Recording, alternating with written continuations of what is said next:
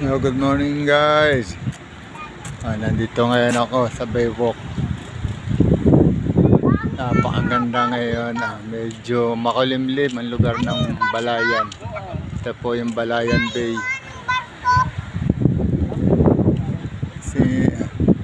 After 40 years, more than 40 years, ngayon ko lang uli nasilayan ang low tide. Na talagang kitang kita yung pinaka flooring ng dagat dito sa pangpang ng Baywalk. Napakaganda. Ito mayroong mga dalawang barko lang na nakadaong. Kala ko nawala na itong ganitong klaseng low tide at talagang kita mo yung pangpang. So, maraming nakukan, maraming nagja-jogging.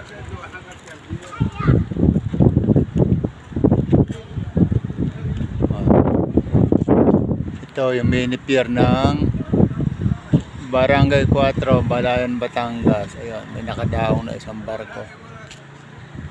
Kulimlim ngayon.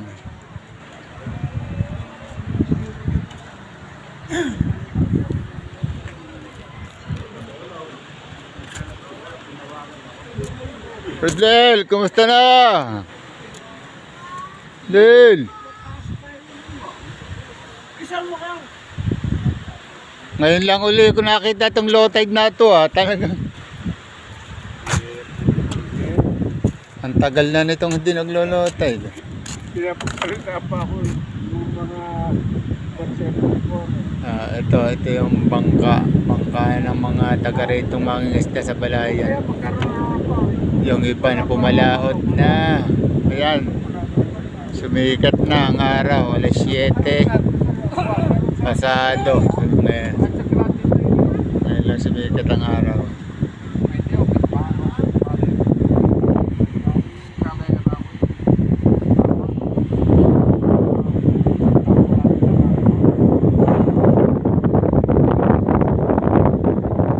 Dito pag low tide may nakukuha ang mga pugita, mga laka, sisiel, alimasag, nakakakuha rin mga alimasag.